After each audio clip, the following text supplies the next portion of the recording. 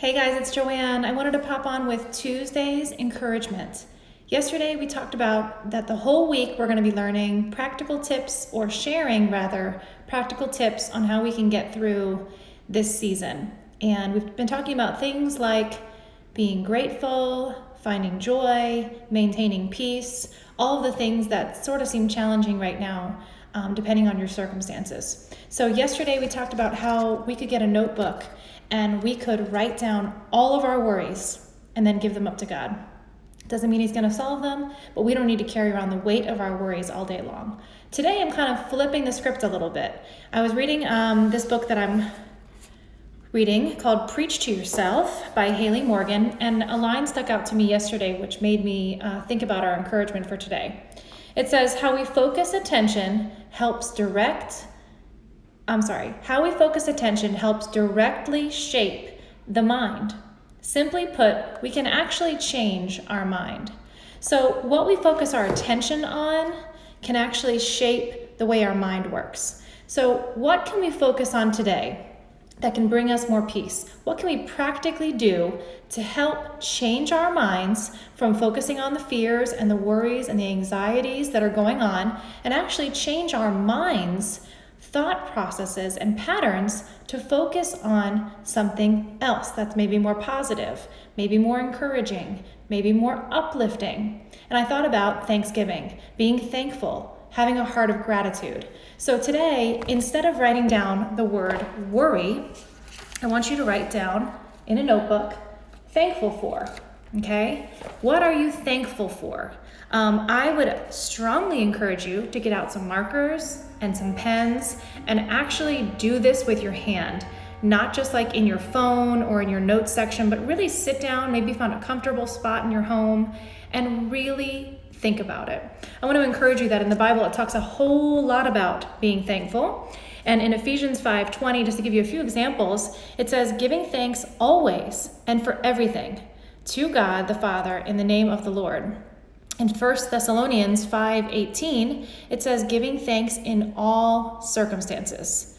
And when I hear that, I think not just happy times, right? All the time. There are things that we can be grateful for and we can be thanking God for. Philippians 4:6, do not be anxious about everything, but instead in prayer and supplication and with thanksgiving. So just a few examples. Ann Voskamp is a Christian writer, speaker, blogger. You can look her up. She wrote a book called 1,000 Gifts, and basically the concept was this: writing down things that we're thankful for. Writing down 1,000 blessings was the concept of her book. 1,000 Gifts, it's called. It's beautiful. And a quote from her that I found that I thought was really perfect for what we're talking about today. It said, and when I give thanks for the seemingly microscopic, so even something like super little that doesn't seem very important and doesn't seem like maybe it deserves thanksgiving or gratitude, if you write those things down, she says, I make a place for God to grow within me. So we're creating space inside for God to grow a heart of gratitude and thanksgiving by taking the time to acknowledge it and changing our minds from focusing on fear to focusing on thanksgiving and gratitude, shifting our focus. She also said, practice is the hardest part of learning, and training is the essence of transformation. And I thought that really speaks to this too. We're training our minds to focus on things that we can be grateful for, that we can be thankful for. And you know, in training, it takes time, it takes practice, it takes discipline. So I would encourage you to not just do this today, but have a thankful for list. Maybe you can do this with your family. Maybe you can have a piece of paper on the dinner table, and every night write down a few things you're thankful for. Maybe if you're home alone, you can have it by your bedside. What am I thankful for today? There is something every day that you can be thankful for. At our dinner table, we play a game called High-Low, and I encourage my children to find a high. Even on their darkest day, their hardest day, which they're little right now, but they have real things too, we encourage them to find a high. Even if it's, I got to go to school today. I don't know, something that's seemingly microscopic, as Ann Voskamp said. Write it down. Write down what you're thankful for. I'd love to see your lists. I'd love to see pictures of your notebooks full of things. And you decide how you do this. Maybe you write down one a day. Maybe you do this as a one-time activity and you fill this whole page with things you're thankful for. You decide what works for you. Okay? Let's change our minds by focusing on gratitude and thanksgiving instead of fear and anxiety.